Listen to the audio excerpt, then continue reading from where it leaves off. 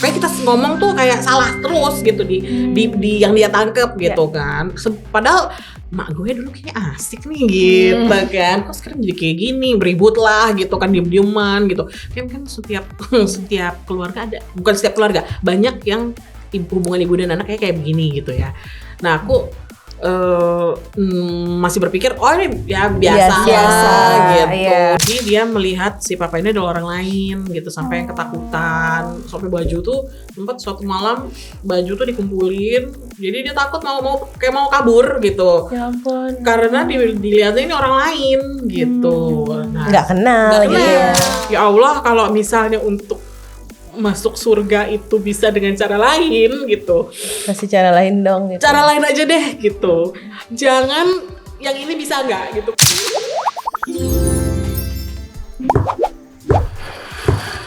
Welcome to Cerita Orang Biasa.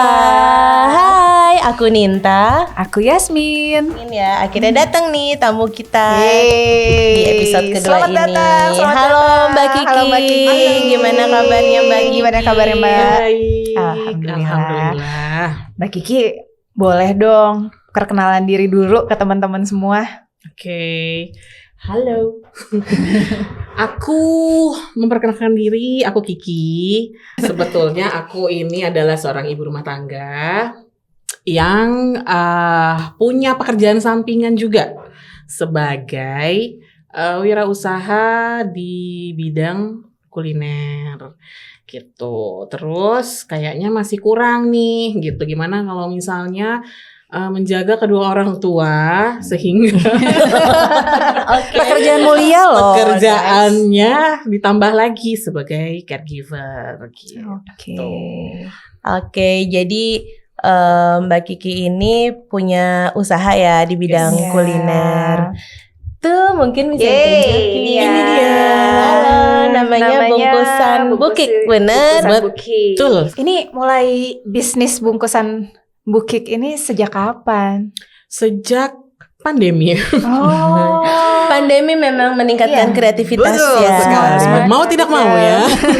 Berarti 2020 ya? 2020. Jadi awalnya itu karena ya standar lah ya, kita semua mengandalkan tabungan masing-masing untuk bertahan hidup. Terus lama-lama mikir kayaknya mantap aja nih, nggak cukup gitu kan. Pandemi nggak kelar-kelar gitu, PHP terus ya kan.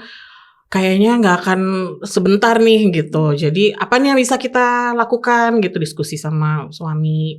Ngapain ya gitu, kita harus punya pendapatan lain gitu kan, pemasukan lain.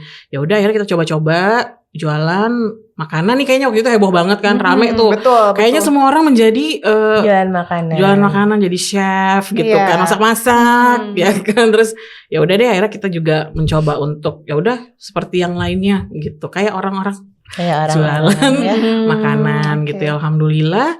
Tadinya kita pikir cuman sementara gitu, kok jalan nih gitu, diseriusin juga oke gitu ya. Alhamdulillah sampai sekarang. Berarti sebelumnya tuh memang baru di 2020 itu ya Mbak ya, untuk start jualan makanannya ya. Terus ini sih kalau aku sempat lihat juga ya beberapa kali di Instagram gitu. Ini UMKM tapi ini guys digarapnya secara serius ya Mbak ya. Aku sempat melihat udah bersertifikat halal juga ya. Betul, sudah dipajang juga tuh ya. Nah, halal Thaiban. Betul halal ya kan. Jadi akhirnya ya udah kita bikin badan usaha, akhirnya berjalannya waktu ya udah nih halal ini harus gitu. Jadi melengkapi ya. Gitu. Akhirnya sudah semuanya udah selesai beres. Ya udah jadi kayak jualannya ya udah kita udah aman lah ya. Udah lengkap lah ya, paket komplit gitu ya. Betul. Gitu deh. Bagus nih guys untuk sebagai contoh ya. Untuk dipedomani ya. Jadi semuanya udah diurus gitu dengan baik. Keren. Setelah bersertifikasi halal nih, ada pengaruh atau gini deh, setelah punya badan usaha, merek terdaftar dan bersertifikasi halal, ada pengaruhnya nggak Mbak terhadap penjualan? Kalau untuk retail sih, aku melihat flow-nya sih sama aja Sama sih. aja. Lebih bergunanya tuh sekarang tuh kayak untuk menyuplai gitu. Oke. Karena misalnya ke catering, biasanya memang mereka menanyakan sertifikat. Iya, sertifikasi gitu. halal. Oke. Inti dari berjualan itu sebetulnya sih konsisten ya, gitu di setiap keadaan. Kalau mau serius nih gitu, namanya jualan itu pasti nggak akan terus menerus laris gitu, rame gitu kan. Pasti yang namanya sepi itu pasti ada gitu. Cuman kita nongol aja deh gitu. Kayak misalnya kalau aku kan lewat Instagram ya biasanya untuk mempromosikan gitu. Jadi tetap kelihatan nih, oh si Bukik nih jualan terus nih. Ada gitu. Iya. Terus konsisten dirasa gitu. Terus di service kali ya. Servisnya jadi kayak kita tuh mungkin yang disebut pelanggan adalah raja kali ya. Jadi kita bisa mengingat, kita memperlakukan mereka tuh seperti setiap personalnya itu, setiap pelanggan nih udah hafal nih karakteristiknya gitu. Untuk sekarang memang belum ada pilihan lain gitu kan. Jadi mau nggak mau ini dijalanin, diseriusin. Niatnya sih ya untuk keluarga, jadi alhamdulillah gitu. ya. Selalu ada jalan ya ketika niatnya selalu ini baik, bertemu dengan betul. customer yang baik gitu, yang rese, yang rewel segala macam sih bisa dihitung. Ya udahlah gitu ya, lagian maksudnya ya itu lika-liku jualan lah ya. Serba-serbi kehidupan serba-serbi kehidupan berjualan ya mungkin ini ya. harus konsisten aja. Konsisten tuh guys, konsisten is the ya. key, adalah kunci. Tadi kan kayaknya sempat mention kesibukannya selain mengurus jualan gitu ya, sebagai caregiver orang tua juga. Sibuk ya? Sibuk sekali. Kalau berkenan boleh nggak sharing caregiver orang tua ini seperti apa, bagaimana? Oke, caregiver orang tua, lansia ya berarti. Yang pasti pembukanya adalah berat. Oke. Jadi kalau di aku itu awalnya aku mengurus mama sama papa gitu. Kalau papa ini sudah pergi duluan, jadi waktu awalnya itu, jadi keduanya ini demensia. Gitu, demensia yang awalnya kita pikir kalau pikun tuh orang tua biasa ya gitu, udah common nih gitu, nggak ada yang perlu dikhawatirin, paling cuman ya udah pikun gitu. Cuman lama-lama pikunnya ini bertambah parah gitu kan, udah mempengaruhi aktivitas ya gitu, sampai akhirnya kita putuskan, aku dan suami gitu, kami putuskan untuk kita harus cek nih gitu, karena ini udah nggak biasa gitu kan. Jadi kalau si papa itu dari 2019, yang sebelum pandemi berarti ya. Pandemi. Yang aku notice ya gitu dari 2019. Terus mungkin diperparah karena pandemi juga ya, karena nggak kemana-mana kan. Itu ngaruh ya, ngaruh banget gitu. Apalagi kalau si mama itu adalah orang yang begitu aktif. Kalau biasanya ibu-ibu kan pengajian, arisan gitu kan, yang nggak penting-penting juga, cuman kumpul-kumpul ke rumah temennya juga hayu gitu. Nah ini sama sekali benar-benar terkurung gitu di rumah. Kalau si mama ini udah mulai berubah dari 2016. 2016 itu mulai tuh aku dan si mama banyak slacknya gitu. Dan justru duluan mama berarti ya? Kalau mama itu lebih ke karakternya ya yang berubah gitu. Sifatnya maksudnya kayak jadi sensitif gitu. Terus kita ngomong tuh kayak salah terus gitu di yang dia tangkep gitu kan. Padahal mak gue dulu kayaknya asik nih gitu kan, kok sekarang jadi kayak gini, beribut lah gitu kan, diem-dieman gitu. Kayak kan setiap keluarga ada, bukan setiap keluarga, banyak yang hubungan ibu dan anak kayak begini gitu ya. Nah aku masih berpikir ini ya biasa gitu, udah tua sensi, bukan banyak yang bilang gitu juga kan, udah tua udah sensi deh gitu. Oke, masih kita biarkan gitu. Terus tahu-tahu si papa yang udah mulai pikun, ya mama masih yang biasa-biasa aja, lupa naruh kacamata gitu kan, lupa matiin kompor gitu. Si papa tuh udah mulai yang disorientasi waktu. Jadi malam itu dia pikir siang. Jadi tiba-tiba udah baju rapi, pakai sepatu mau keluar gitu kan. Padahal malam gitu. Padahal malam, dan disorientasi tempat juga. Dia pikir itu di suatu tempat apa, dia bilang saya mau pulang gitu. Ayo pulang. Padahal itu di rumah sendiri gitu kan. Nah, tapi itu kayak misalnya hari ini begitu, nanti itu bisa terjadi lagi kemudian tuh mungkin sekitar belum tentu sebulan ke depan ya gitu. Jadi masih jarang banget. Gak gitu. Konsisten begitu ya? Gak konsisten. Ya. Di kesehariannya normal berarti. Normal. Maksudnya ngomong normal nih, as in ngobrol biasa, makan masih nyambung. Itu 2019 ya berarti itu ya.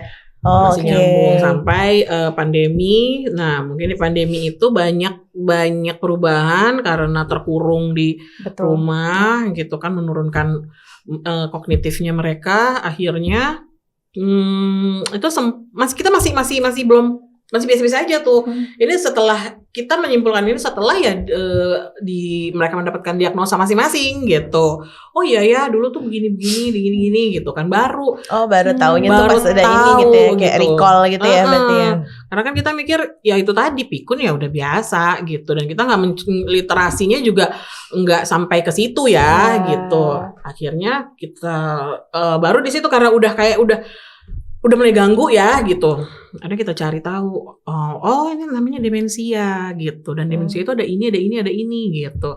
Ya udah kita bawalah si mama sama si papa tuh ke dokter saraf. Dan si papa di 2023 itu udah mulai menghilang tuh dari rumah. Udah lupa pulang gitu. Jadi kan memang suka keliling komplek di komplek, tapi satu blok itu suka dikelilingin gitu kan, jalan gitu. Pagi gitu. Nggak taunya kebablasan, hilang itu di total sekitar 5 kali.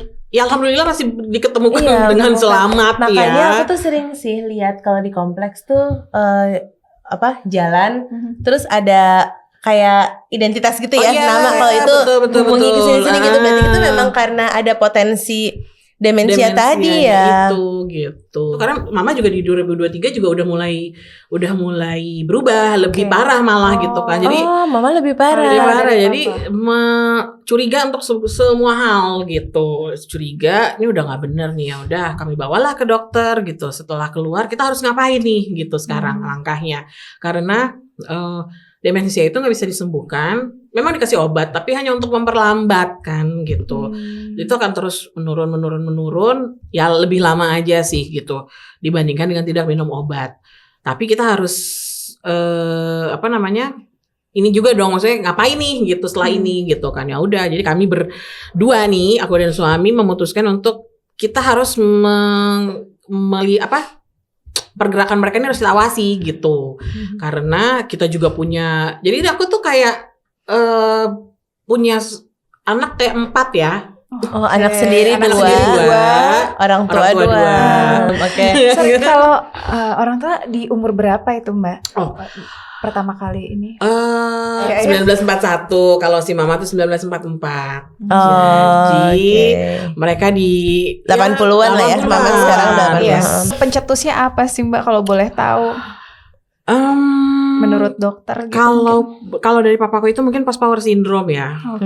Post power syndrome, jadi banyak hal yang membuat dia merasa aku nih masih punya power gitu. Aku nih masih bisa melakukan semuanya sendiri gitu. Jadi mereka tidak mau terlihat lemah ya gitu. Jadi mereka melawan takdir gitu, bahwa ya kalau udah tua ya udah semuanya tuh mungkin butuh dibantu gitu. Nah mereka misalnya seperti bawa mobil nyetir ya gitu. Jadi mereka merasa bahwa mungkin dari fisik nggak apa-apa, nggak masalah, masih tegap gitu kan. nggak bungkuk, pokoknya masih baik-baik aja. Tapi mungkin kognitifnya, daya ingatnya menurun banget. Nah itu kan bikin membahayakan ya kalau misalnya untuk urusan nyetir gitu. Nah itu awal-awal si papa tuh yang merasa, loh kok aku dilarang-larang ya gitu. Karena ini udah menyangkut orang banyak nih kalau nyetir gitu. Iya sih, ngeri ya. Kalau aku pribadi sih kurang setuju ya Betul. gitu,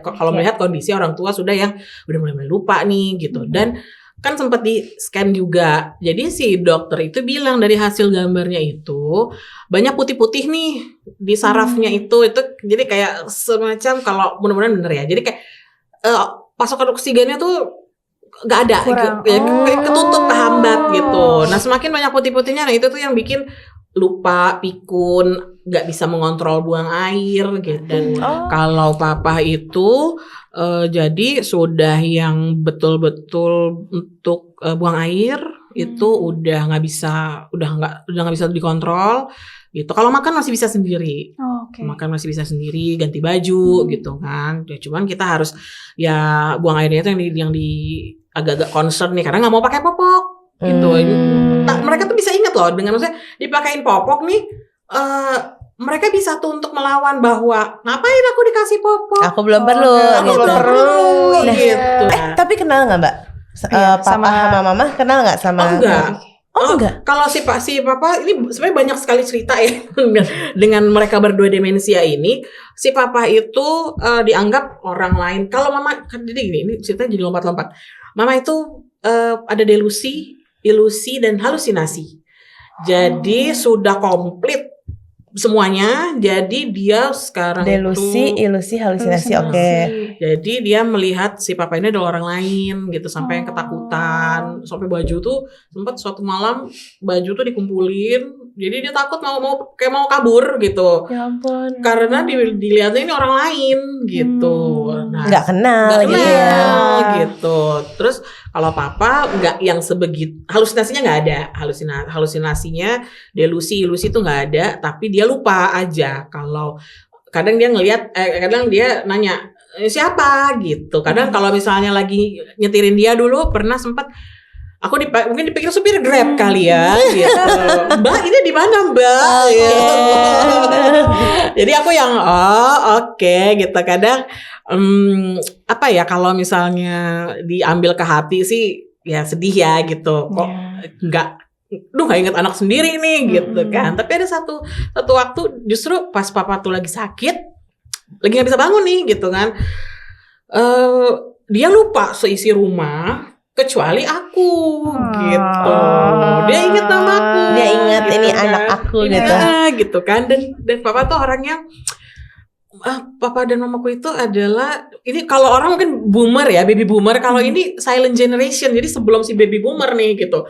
Jadi kan silent generation, jadi benar-benar yang silent, nggak pernah bilang sayang gitu kan ke aku gitu kan, nggak pernah mengungkapkan itu sama sekali. Ya orang zaman dulu lah ya. Orang zaman dulu banget gitu kan. Terus jadi dia di saat dia sakit kayak gitu, dia bisa ingat nama lengkap aku gitu kan. Terus dia bilang saya sayang sekali sama dia gitu.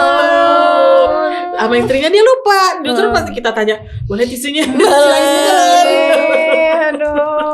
Jadi itu pertama kali dia bilang di depan aku ya gitu. Saya sayang sekali sama dia gitu. Justru pas kita tes, ini siapa gitu, kita tunjukkan ke mama gitu. Dia bilang, oh itu adik saya gitu. Jadi dia lupa, suamiku pun dia lupa, anak-anak juga dia lupa gitu kan. Jadi aku kayak berasa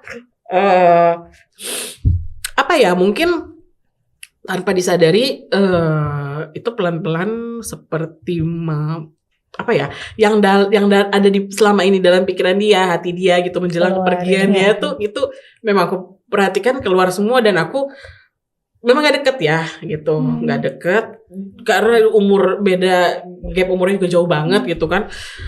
Jadi aku merasa gak deket, tapi dengan waktu papa sakit itu ya justru di situ tuh kayak mendapat closure juga ya. Iya, rangkuman dari semua dari sekian puluh tahun gitu kan, dirangkum di taruhlah Papa itu meninggal 2025, 2023, lah sekitar 2 tahun lah. 2 tahun itu ya berarti ya. Itu benar-benar yang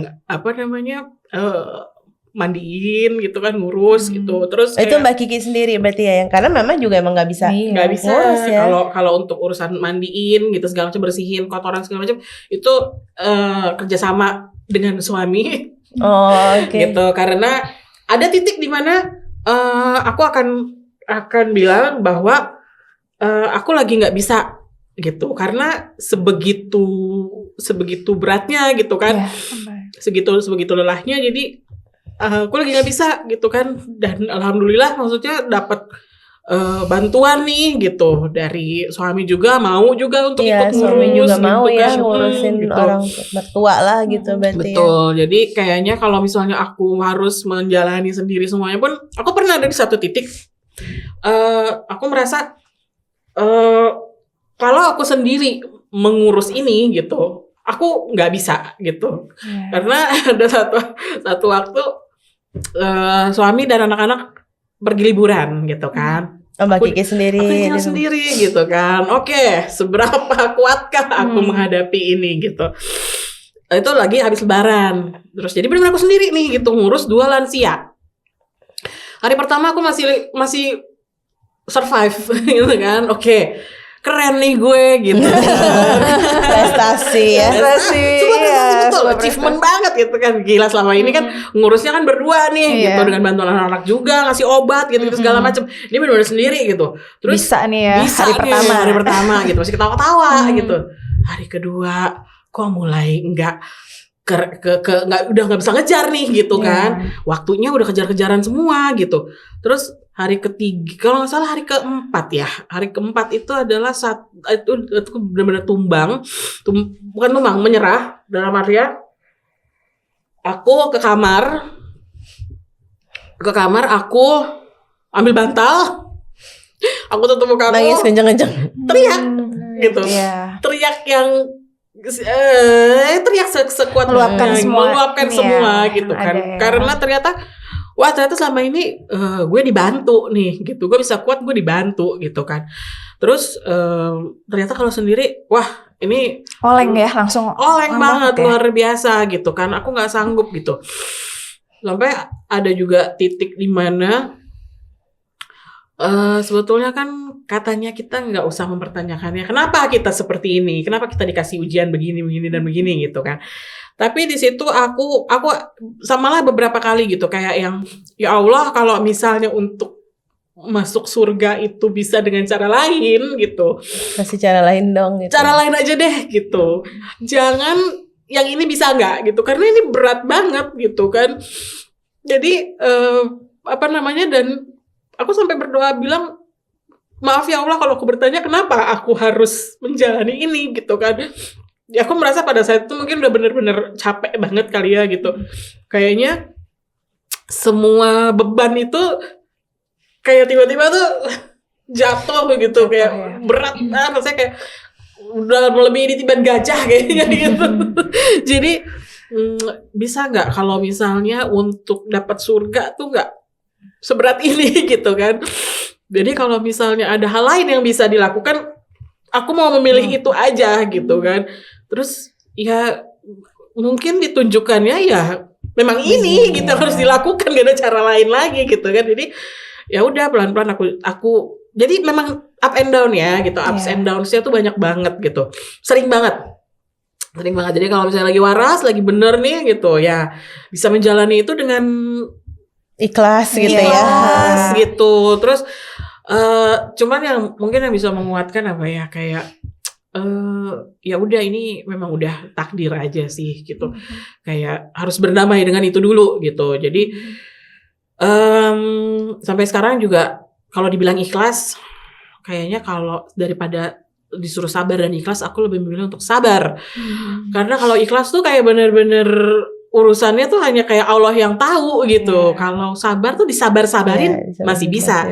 Diikhlas-ikhlasin belum tentu bener-bener ikhlas gitu kan. Jadi aku cuman pokoknya sekarang tuh berdoanya nggak minta sabar, tapi minta udahlah ini dimudahin aja. Aduh kebayang. Karena Mbak Kiki sendiri ya, maksudnya aku sendiri enggak. ini nggak ada siblings kan ya? Nggak ada siblings. Oh. Aku anak tunggal. Tapi aku kadang bersyukurnya bahwa mungkin dengan aku sendiri ya udah aku nggak bisa mendelegasikan kemana-mana nih, nggak bisa lempar-lemparan. Nggak berantem ya malah. Iya kan. Anak tunggal can relate. Terus gimana Mbak Kiki? How you manage yourself? Gimana cara supaya nggak burn out gitu, stay sane, tetap waras dan ya agak sedikit balance gitu ya dengan kondisi ini. Kalau terdengar bukan basi sih, klise atau apa sih, pokoknya aku cuman yang pasti berdoa ya. Kuncinya tuh cuma berdoa aja gitu, karena aku pertolongannya itu aku udah nggak bisa kemana-mana lagi nih gitu, kayak mentok nih. Ya udah minta tolong sama yang di atas aja gitu dari semua hal, ya itu tadi minta dimudahin gitu kan. Kalau misalnya aku lagi nggak bisa, lagi di luar pengawasan aku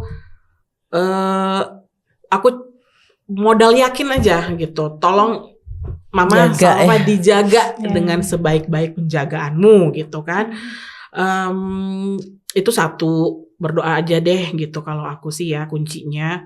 Terus yang kedua harus sedikit egois kadang-kadang gitu. Kalau misalnya tadinya tuh aku sangat-sangat nggak mau ninggalin sama sekali gitu kan, nggak bisa ninggalin ya, karena takut gitu kan. Tapi gue yang gila juga nih kalau begini nih gitu kan, nggak bisa kemana-mana gitu. Terus sementara kita butuh dong kemana-mana gitu kan. Terus akhirnya ya udah yang penting semua beres gitu. Mereka udah beres nih gitu. Bisa ditinggal, ya udah aku pergi. Toh juga pergi berapa lama sih gitu. Cuma sebentar gitu. Terus jadi sedikit egois demi kewarasan sih penting ya gitu. Jangan berkutat dengan mereka sih pasti gitu. Tapi ada kadang kalau udah mulai burn out gitu, kayaknya memang harus berhenti dulu sejenak gitu kan. Balik lagi ke medan perang ya memang akan balik lagi gitu. Cuman udah lebih agak rilis sedikit lah gitu. Rilis dan mungkin mengisi tangki diri sendiri juga ya. Bener banget. Entah mau ya cuman ketemu temen, cuman ngopi atau sekedar groceries juga oke lah gitu. Yang penting enggak di situ gitu kan ya. Gitu. Ajak orang tua liburan juga susah kan, banget pernah dan kita menyerah jujur gitu. Itu betul-betul kacau balau dunia gitu kan. Karena mungkin lingkungan berbeda juga ya buat orang tua ya. Betul. Adjustmentnya susah gitu ya. Adjustmentnya susah banget gitu. Jadi kayak lebih lelah justru di luar. Jadi kayak gitu. Bukan liburan malahan ya. Bukan kayak liburan, benar kayak gitu. Jadi kita nyerah deh kalau hanya ngajak mereka gitu. Yang penting kayak cuman ngajak ke mall. Nggak ke mall juga sih, misalnya mereka lagi pengen makan apa gitu, sekali-sekali ngajak belanja gitu kan. Terus udah gitu kadang kalau mama tuh masih kepikiran dengan dia punya kebiasaan ngambil uang di ATM gitu kan, ibu-ibu lah ya gitu. Terus mau arisan mau ini gitu kan, nah, dia tuh mau buat ini nih bayar apalah gitu. Dia masih kayak ya sibuknya ibu-ibu gitu kadang-kadang gitu. Ya udah kita anterin ke bank gitu-gitu. Jadi yang sekiranya nggak ribet ya buat dia dan kami juga gitu. Karena bisa tuh si popok pengen dilepas gitu. Karena ngeh nih, kadang nggak ngerasa pakai popok, tapi kalau misalnya ingat nanti dilepas, mau pakai ini tapi lagi di jalan kan susah ya. Banyak deh keribetan yang kayak gitu, kayak aduh kita udah nggak bisa di rumah aja ya. Aduh, luar biasa ya Mbak Kiki ceritanya. Ini kayaknya nggak cukup satu episode sih. Bener sih, banyak sekali kalau mau cerita lansia ini ya kan. Tapi kalau sekarang nih Mbak Kiki kan berarti yang diurus ya sekarang hanya mama ya berarti ya. Meringankan beban atau? Sebetulnya memang lebih karena sebenarnya enggak juga sih. 11-12 lah karena jadi gini lucunya, setelah hari pemakaman papa itu, mama itu kan masih terkontrol lah untuk urusan buang air gitu kan. Terus kondisi badannya juga masih lebih fit gitu. Terus Tapi setelah papa pergi dan di hari pemakamannya itu, keesokan harinya si mama benar-benar bocor semuanya. Jadi salah satunya kayak fungsi kognitifnya dia lah ya gitu. Terus udah benar-benar berbeda lah pokoknya dari yang normal gitu. Itu memang harus segera diperiksa. Ya memang kalau dikasih obat itu memang tidak menyembuhkan gitu, tapi akan memperlambat dan kita jadi tahu nih harus ngapain gitu. Untuk diri sendiri juga makanya aku memilih untuk olahraga adalah supaya biar tetap ya itu ya. Stay sane. Kortisolnya udah deh, jangan banyak-banyak gitu ya. Kita munculkan endorfin dengan apalagi kita perempuan banyak sekali rajin breathing ya. Jadi kalau bilang mau olahraga buat kurus enggak biar enggak gila. Biar enggak gila, benar. Begitu ya sampai rumah sih kayak kemarin terakhir juga gitu udah happy nih selesai nge-gym ya kan, pulang ke rumah kita disambut ompol lagi. Aduh, ini banget ya Nin ya, campur aduk nih. Kayak cara nangis lagi ya kan. Tadi udah menahan-nahan nih. Udah nahan padahal ya kan. Mbak Kiki mungkin terima kasih banyak. Aku juga terima kasih sharingnya. Mudah-mudahan juga bermanfaat buat teman-teman semua yang mungkin lagi mengalami hal yang sama. Berarti Mbak Kiki sehat-sehat terus ya. Menguatkan ini ya teman-teman yang karena juga. pasti banyak lah ya yang ya meskipun mungkin bukan demensia atau apa, tapi ya udah di usia-usia segini kan ya banyak yang mengurus orang tua juga gitu ya. Ya dengan berbagai ininya ya permasalahannya gitu ya. Thank you. Sehat terus juga nih buat teman-teman. Semoga Mbak Kiki juga sehat ya, biar bisa terus ngurus mama dengan sabar dan kuat. Bisnisnya juga lancar terus guys. Amin. Mungkin ini juga jadi ini ya Mbak. Boleh tahu IG-nya nggak nanti? Bungkusan bukik aja. Jadi penguat juga ya, maksudnya penyemangat juga lah gitu ya. Jadi pengalih. Aduh, gue nggak ngeliat ini terus nih gitu. Cuan gitu. Amin. Salah satu penghibur pada akhirnya. Jadi produk unggulannya apa nih? Produk andalannya?